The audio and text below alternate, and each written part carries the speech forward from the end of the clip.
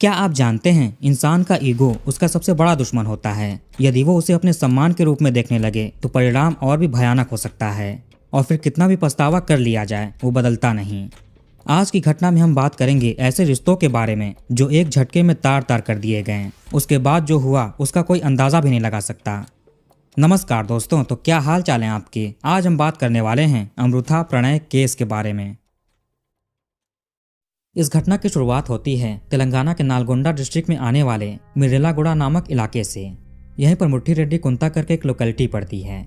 इसी के पास ही 21 साल की एक लड़की रहा करती थी, अमृथा वर्षिनी राव।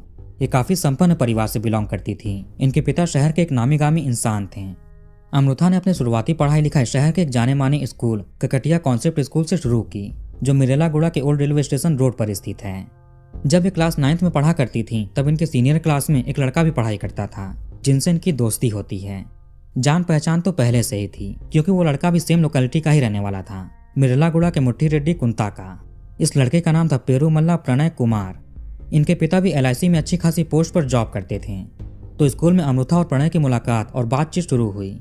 आगे हायर एजुकेशन के लिए अमृथा हैदराबाद चली जाती हैं। ये international institute of fashion designing से BTech करने लगी। ये 4 साल का अंडर ग्रेजुएट कोर्स होता है। वहीं प्रणय भी हैदराबाद चले गए थे। ये Srinidhi institute of science and technology से इंजीनियरिंग की पढ़ाई कर रहे थे। ये दोनों ही अपने होम टाउन से दूर एक अनजान शहर में थे। एक छोटे से टाउन से निकलकर यहाँ शहर में आए थे। चूंकि ये एक ही लोकेलिटी के थे और सेम स्कूल में पढ़ाई की थी, जब हैदराबाद में वापस दोनों मिले तो इनमें बातचीत और बढ़ती है। गहरी दोस्ती हो गई। धीरे धीरे इनका अट्रैक्शन प्यार में बदल जाता है। इन दोनों के घर वालों ने शुरू से ही इस रिश्ते का विरोध किया। अमृथा के माता पिता अपनी बेटी को अपने पसंद के लड़के से शादी करवाना चाहते थे, लेकिन अभी पढ़ाई पूरी कर ले। वहीं प्रणय के घर वालों को भी ये रिश्ता मंजूर नहीं था।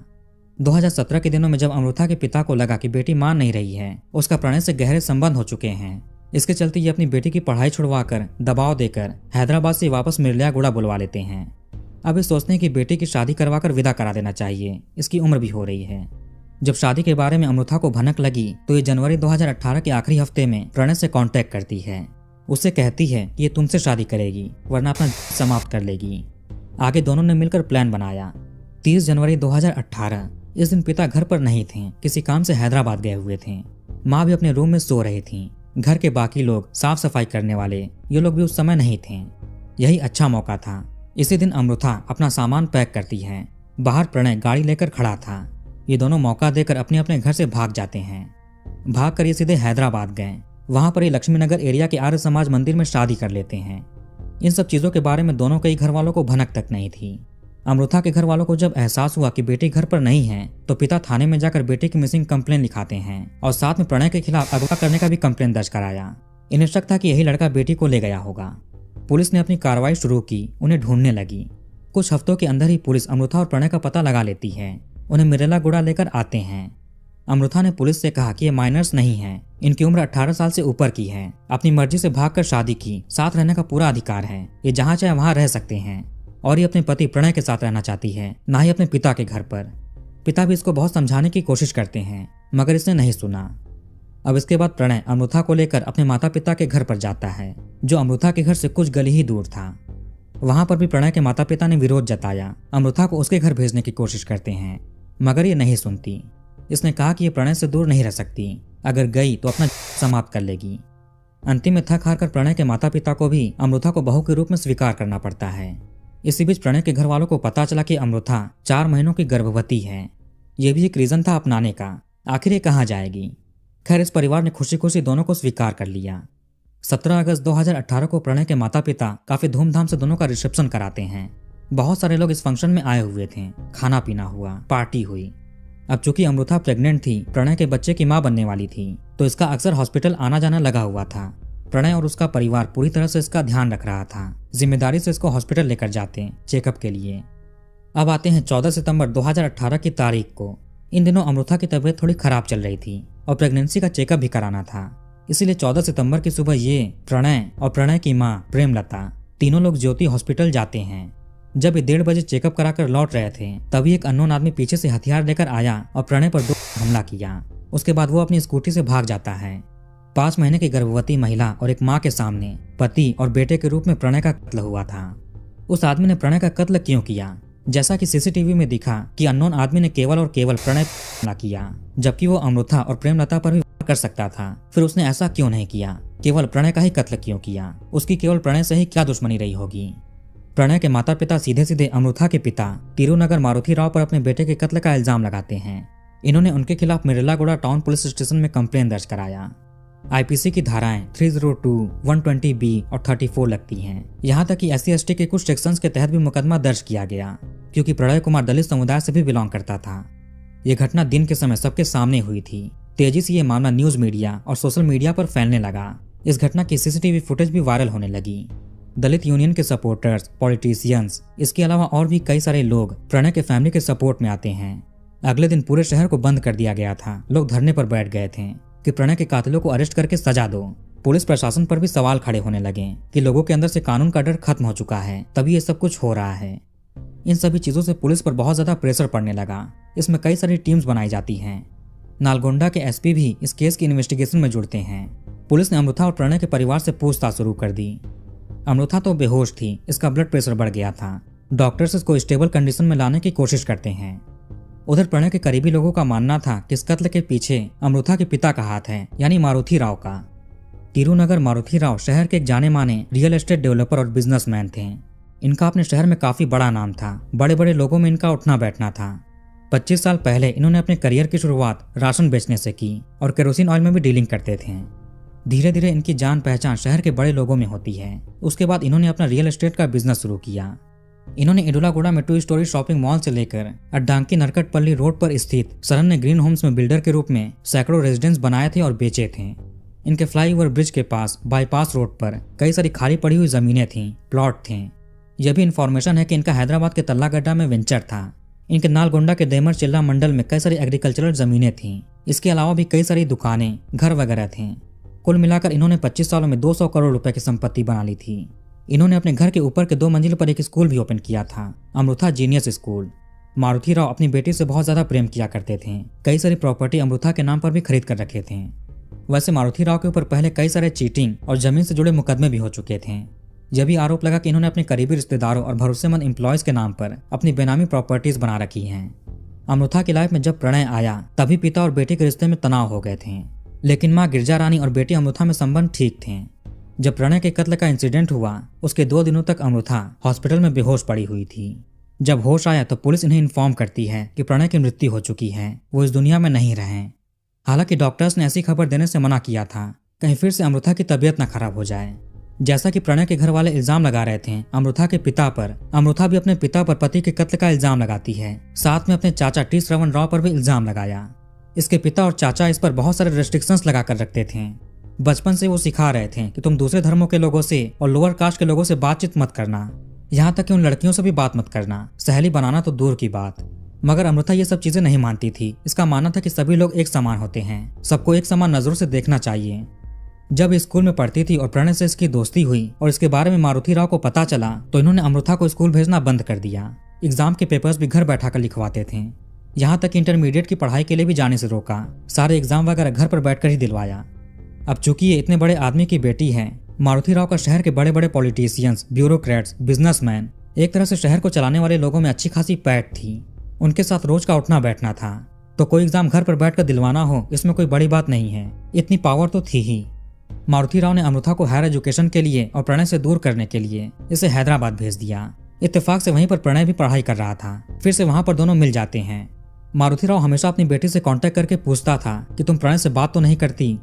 एक दिन प्रणय और अमृता जब मिरेलागुड़ा में थे तो ये मूवी देखने के लिए राघव टॉकीज गए। जैसे ही इसकी भनक मारुति राव को हुई वो चाचा श्रवण के साथ थिएटर में आ जाते हैं और अमृता को जबरदस्ती घर लेकर गए।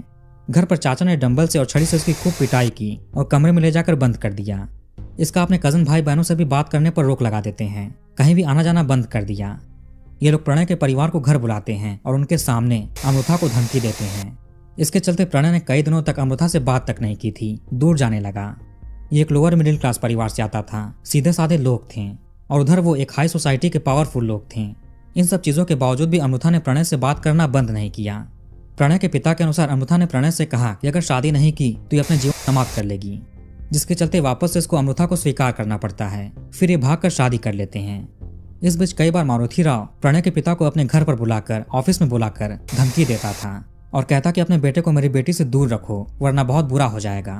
प्रणय के पिता भी बहुत कोशिश करते हैं, अपने बेटे को समझाते हैं, मगर वो भी सुनने को राजी नहीं था।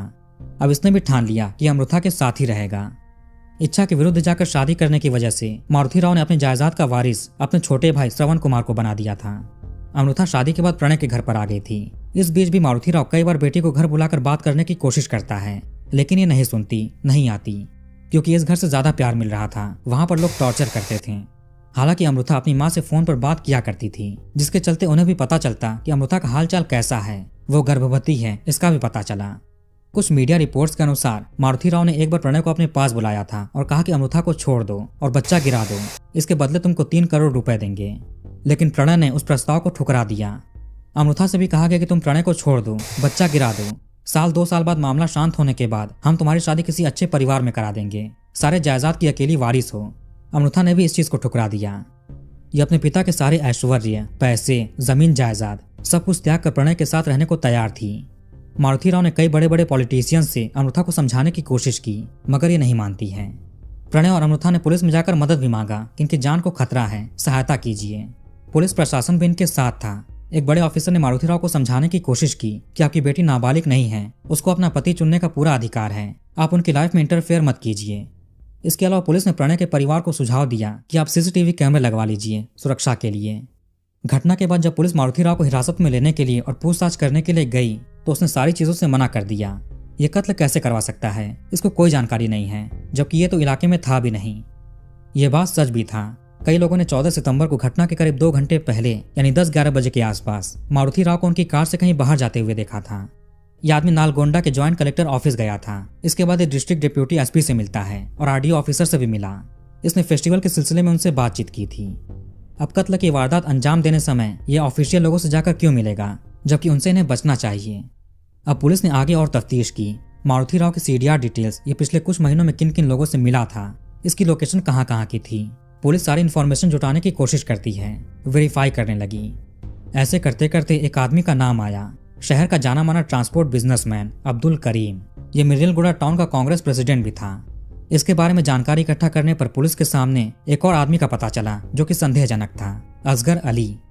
आपको बता दें कि गुजरात के होम मिनिस्टर रहे हरेन पांड्या का 2003 में कत्ल कर दिया गया था। उस केस में असगर अली का भी नाम आया था। इसके ऊपर ISI से कनेक्शन होने का भी इल्जाम लगा था। हालांकि गुजरात हाईकोर्ट ने इसको हरेन पांड्या केस से बरी कर दिया था, क्योंकि पुख्ता सबूत नहीं मिले थे इसके खिलाफ। यह आदमी नालगोंडा जिले में ही रहता था।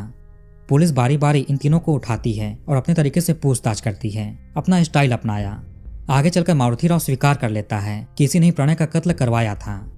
पुलिस ने 8 में से 7 आरोपियों को 18 सितंबर तक अरेस्ट कर लिया। इसमें थे अक्यूज नंबर 1 अमृता के पिता मारुति राव, नंबर 3 असगर अली, नंबर 4 असगर का साथी अब्दुल बारी, नंबर 5 अब्दुल करीम जो कि कांग्रेस नेता और बिजनेसमैन था, नंबर 6 मारुति का छोटा भाई श्रवण कुमार, नंबर 7 मारुति का ड्राइवर समुद्रला शिवा, नंबर 8 पर एक और संदेहजनक आदमी एमए निजाम, नंबर 2 पर था वो आदमी जिसने प्रणय पर हमला किया था, सुभाष शर्मा। यह आदमी बिहार के समस्तीपुर का रहने वाला था। कत्ल के बाद ये स्कूटी से फरार हो गया था। ये अलग अलग टोल प्लाजा से होते हुए बिहार के पटना की तरफ भाग रहा था। पुलिस ने इसके अलावा सबको पकड़ लिया था और प्रेस कॉन्फ्रेंस कर सारी चीजें बताई। मारुति राव ने प्रणय के कत्ल के लिए 1 करोड़ रुपए की सुपारी दी थी। इसने अब्दुल करीम से बात की, उसके जरिए असगर अली और अब्दुल बारी से मिलता है। इन दोनों ने बिहार के सुभाष शर्मा से बात की, वो एक प्रोफेशनल सुपारी का कातिल था। 2018 के जून जुलाई के आसपास से मारुति राव ने प्रणय के कत्ल की प्लानिंग शुरू कर दी थी। इसमें लगभग 4 बार कत्ल करने की कोशिश हुई थी, मगर किसी न किसी कारण से काम नहीं हो पा रहा था। इनमें से कुछ के बारे में आपको बताएं तो पहला अटेम्प्ट 1 महीने पहले हुआ था, 14 अगस्त को, जब प्रणय अपनी पत्नी अमृता को लेने के लिए ब्यूटी पार्लर गया था अपने किसी दोस्त के साथ। सुभाष 2 लड़कों को देखकर कंफ्यूज हो गया था कि कत्ल किसका करना है, इसलिए प्लान कैंसिल कर दिया। सेकंड अटेम्प्ट अमृता प्रणय के रिसेप्शन के कुछ दिन बाद हुआ। उसमें भी ढंग की प्लानिंग ना होने के कारण प्लान कैंसिल करना पड़ा। ऐसा ही अलग अलग करीब 4 बार कोशिश हुई थी। 5वीं बार में 14 सितंबर को कत्ल को अंजाम दिया गया। मतलब एक ही महीने में 5 बार कोशिश की गई थी। नेता अब्दुल करीम 2011 से अब्दुल बारी को जानता था, उसके जरिए असगर अली से मिला था। मारुति राव ने अपने भाई श्रवण से कहकर अपनी कुछ जमीनें बेचकर 1 करोड़ रुपए का इंतजाम कराया था। पहले तो सुपारी के लिए 2.5 करोड़ रुपए की बात हुई थी, लेकिन फिर 1 करोड़ में डील फिक्स होती है। इसमें से 15 लाख रुपए एडवांस में इन्हें दिए गए। पुलिस के अनुसार अब्दुल बारी को 8 लाख रुपए, असगर अली को 6 लाख रुपए और अब्दुल करीम को 1 लाख रुपए दिए गए थे। बाकी काम होने के बाद देने थे। पुलिस ने बताया कि मारुति राव की सोच थी कि ये ऊंची कास्ट का है, वैश्य समुदाय से बिलोंग करता है। अपनी कास्ट को लेकर ये समाज में सर ऊंचा करके चलता था कि ये ऊंची जाति का है, लोग इसकी इज्जत करते थे। वहीं इसकी बेटी ने एक दलित समुदाय के क्रिश्चियन कम्युनिटी के लड़के से प्यार किया, शादी की। इसके चलते मारुति राव को लगा कि इसके सम्मान को ठेस पहुंचा है, ये अब समाज में सर ऊंचा करके नहीं चल पाएगा। इसको अपनी बेइज्जती का बदला लेना था और सम्मान के लिए सुपारी देकर कत्ल करवाया। हालांकि ये भी है, जब अमृता और प्रणय का रिसेप्शन हुआ उसमें बाकायदा वीडियो शूट कराए गए थे, म्यूजिक वीडियो बनाए गए थे, उन्हें फेसबुक पर अपलोड किया गया था। इसमें कई सारे व्यूज, लाइक्स वगैरह आते हैं। इससे भी मारुति राव को काफी बुरा लगा। कुछ मीडिया रिपोर्ट्स के अनुसार ये चाहता था कि कत्ल करते हुए का भी वीडियो रिकॉर्ड हो, उसको भी फेसबुक पर अपलोड किया जाए और इसमें म्यूजिक वीडियो से ज्यादा व्यूज आने चाहिए। लड़की ने दूसरे समाज में शादी की। इससे ही नाराज होकर पिता ने अपनी बेटी का सुहाग छीन लिया। इसका मानना था कि इसका सम्मान और प्रतिष्ठा अपनी बेटी की खुशी से ज्यादा महत्वपूर्ण है, इसलिए बार बार विरोध करता। 19 सितंबर तक पुलिस सुभाष शर्मा को भी अरेस्ट कर लेती है। सबको जुडिशियल कस्टडी में भेजा गया। मारुति राव की तो अपनी बेटी से फोन पर बात नहीं होती थी, लेकिन मां की होती थी। मारुति राव ने भी कभी अपनी पत्नी को रोका नहीं था बातचीत करने से। 13 सितंबर को भी अमृता ने अपनी मां से बात की, उनको बताया कि कल चेकअप के लिए हॉस्पिटल जाने वाली है। मां ने बातों बातों में यही इन्फॉर्मेशन मारुति राव को भी बता दी। हालांकि इन्हें कोई आइडिया नहीं था कि मारुति राव के दिमाग में ऐसा कुछ चल रहा है कि वो दामाद का कत्ल कर देंगे। बस इसीलिए मारुति राव अपनी पत्नी को रोकता नहीं था बात करने से। मारुति राव ये इन्फॉर्मेशन करीम को देता है। करीम ने असगर और बारी को बताया। उनके जरिए ये इन्फॉर्मेशन सुभाष शर्मा को लगती है। फिर 14 सितंबर को मौका देकर सुभाष ने घटना को अंजाम दिया। पुलिस उस हथियार को भी रिकवर कर लेती है जिससे कत्ल किया गया था। पुलिस ने फॉरेंसिक जांच से लेकर टेक्निकल जांच तक कॉल डिटेल रिकॉर्ड, लोकेशन की डिटेल्स, इसके अलावा भी कई चीजों में जांच की थी, सबूत जुटाए थे। कत्ल वाले दिन मारुति राव जानबूझकर बड़े ऑफिसर से मिलने के लिए गया था ताकि ये सिद्ध कर सके कि कत्ल के समय इलाके में नहीं था। आमतौर पर पुलिस 90 दिनों में चार्जशीट फाइल कर देती है, मगर यहाँ पर 9 महीने लग जाते हैं चार्जशीट फाइल करने में। हालांकि पुलिस का कहना था कि फॉरेंसिक रिपोर्ट के आने में काफी ज्यादा टाइम लग गया था, इसीलिए लेट हुआ। इस केस में पुलिस ने 102 लोगों को इन्वेस्टिगेट किया था। 1600 पेजेस की चार्जशीट तैयार की गई। 12 जून 2019 को नालगोंडा के स्पेशल SC/ST कोर्ट में सबमिट किया गया इसे। अब कोर्ट में मुकदमा शुरू हुआ। इसी बीच तेलंगाना राष्ट्र समिति की तरफ से अमृता को 8 लाख रुपए, एक गवर्नमेंट जॉब, एक घर और एक खेती के लिए जमीन एज ए कंपनसेशन देने का प्रस्ताव रखा गया। प्रणय के फ्यूनरल के लिए मिले 4 लाख रुपए के अलावा अमृता और प्रणय के परिवार ने बाकी सब चीजें लेने से मना कर दिया। कहा कि बस इन्हें न्याय चाहिए और कुछ नहीं चाहिए। जनवरी 2019 में अमृता एक बेटे को जन्म देती है। अमृता प्रणय के माता पिता के साथ ही रह रही है उनके घर पर। उन्होंने उसे अपनी बेटी के रूप में स्वीकार किया, न कि बहू के रूप में। पुलिस के लेट चार्जशीट फाइल करने की वजह से आरोपियों को फायदा हुआ। उन्हें 27 अप्रैल 2019 को यानी अरेस्ट होने के 7.5 महीने के अंदर ही बेल मिल जाता है। इसमें थे 3 लोग, मारुति राव, करीम और श्रवण। ये तीनों बेल पर बाहर आ गए। अब आगे एक और हैरान करने वाली घटना होती है। 7 मार्च 2020 मारुति राव बेल पर बाहर था और अपने नॉर्मल कामों में लग गया था। ये 7 मार्च को हैदराबाद के खैरताबाद जाता है। इसने शाम के 6:30 बजे आर्य वैश्य भवन नामक एक लॉज में 3rd फ्लोर पर रूम नंबर 306 बुक किया। यह अक्सर काम के सिलसिले में इसी लॉज में आता था और रहता था। यह अपने ड्राइवर के साथ आया था, खुद की कार से। यहाँ पर आकर इसने नॉर्मली अपने घर पर बात की, पत्नी से बात की, अपने बिजनेस के लोगों से बातचीत करता है, दोस्तों वगैरह से बातचीत की। रात में 8:30 बजे ये बाहर खाना खाने के लिए भी गया था। इसे पता था कि केस इसके फेवर में नहीं है, फैसला इसके खिलाफ ही आएगा, इसलिए हाईकोर्ट के वकील से मिलना था। इसने अपने ड्राइवर से भी बोला कि सुबह में 8:30 बजे रेडी रहना। लेकिन 8 मार्च की सुबह होने पर भी ये आदमी अपना रूम नहीं खोलता है। ड्राइवर ने कई बार नॉक किया, फोन करके बात करने की कोशिश की। ड्राइवर मारुति राव की पत्नी को कॉल करके इन्फॉर्म करते हैं कि ये फोन नहीं उठा रहे हैं। उधर से वो भी फोन ट्राई करने लगी, बाकी रिश्तेदार भी कॉल करते हैं। इसके बाद ड्राइवर ने होटल के स्टाफ को इसके बारे में सूचना दी। दरवाजे को तोड़ा गया। कमरे के अंदर मारुति राव बेड पर मृत अवस्था में पड़े हुए थे। पता चला कि इन्होंने कंज्यूम करके स्वयं समाप्त कर लिया। इनके किसी फ्रेंड का फर्टिलाइजर का शॉप था, वहीं से इसका इंतजाम किया था। पोस्टमार्टम के लिए शव को ओस्मानिया हॉस्पिटल भिजवा दिया गया। ऑटोप्सी रिपोर्ट में भी आया कि मृत्यु का कारण जहर है। इसके अलावा शरीर पर कोई भी चोट के निशान नहीं मिले। आखिर इन्होंने ऐसा कदम क्यों उठाया? मारुति राव को अपनी बदनामी को लेकर डर था। बेटी को उन्होंने अप्रोच किया, कहा कि केस वापस ले लो, इन्हें अपने किए का पछतावा हो रहा है। मगर वो अपने फैसले पर अडिग थी, वो पीछे नहीं हट सकती। सजा से बचने के लिए ऐसा कदम उठाया। इन्होंने समाप्ति से पहले एक नोट भी लिखा था जिसमें अमृता से माफी मांगी और कहा कि मां के साथ रहना। जब इनका अंतिम संस्कार हो रहा था तो अमृता भी आई थी पुलिस प्रोटेक्शन में, लेकिन बीच में रिश्तेदारों ने उसे रोक दिया। कहा कि तुम्हारी वजह से ऐसा हुआ है, तुम ही जिम्मेदार हो। वहां पर हजारों की भीड़ में लोग थे। लोगों के विरोध करने पर अमृता को बिना पिता का शव देखे वहां से जाना पड़ा। अमृता ने बताया कि पिता ऐसा नहीं कर सकते, उनके साथ कुछ तो हुआ है। प्रॉपर्टी अपने नाम करने के लिए उनके भाई प्रेशर दे रहे होंगे, इसमें गहरी साजिश है। वहीं भाई श्रवण का कहना था कि प्रॉपर्टी को लेकर कोई झगड़ा नहीं था, उन्होंने डिप्रेशन में आकर और अमृता की वजह से ऐसा कदम उठाया। लोगों के बयान, उनके बेल पर बाहर आने के बाद का बिहेवियर, मोबाइल के चैट्स, बाकी चीजों से साबित हुआ कि पछतावे में आकर ऐसा कदम उठाया है। बीच में इस केस की सुनवाई कोविड की वजह से रुक भी गई थी, लेकिन फिर रिज्यूम हुई। नवंबर 2024 में हाईकोर्ट ने सुभाष शर्मा को भी बेल ग्रांट कर दिया। ज्यादातर आरोपी बेल पर बाहर हैं, सुनवाई अभी चल रही है। प्रणय के एक छोटे भाई थे जो कि यूक्रेन में मेडिकल की पढ़ाई कर रहे थे। उन्होंने कहा कि वो अमृता को अपनी बहन मानकर उसका साथ देंगे। रक्षाबंधन पर राखी भी बंधवाई। फिलहाल अमृता प्रणय की फैमिली के साथ रहती हैं। अमृता के अनुसार अगर इसकी मां इनके पास आकर रहना चाहें तो रह सकती हैं, कोई आपत्ति नहीं है, मगर ये अपने पिता के घर पर कदम नहीं रखेंगी। प्रणय और अमृता ने सोचा था कि पढ़ाई पूरी होने के बाद ये अमेरिका में जाकर शिफ्ट हो जाएंगे, मगर सिचुएशन कुछ ऐसा हुआ कि दोनों को अपनी पढ़ाई छोड़कर शादी करनी पड़ी। कई सारी संस्थाएं, कई संगठन अमृता के साथ हैं। अमृता भी अपने पति के इंसाफ के लिए खड़ी है। सभी साजिशकर्ताओं को और कातिलों को फांसी होनी चाहिए, इनकी यही मांग है। तो वीडियो कहीं पर खत्म करते हैं। आप कमेंट करके अपनी राय बताइए। इस वीडियो को लाइक और शेयर करिए। हमारे चैनल को सब्सक्राइब करके बेल आइकन ऑन कर लीजिए। मिलते हैं नेक्स्ट वीडियो में। धन्यवाद।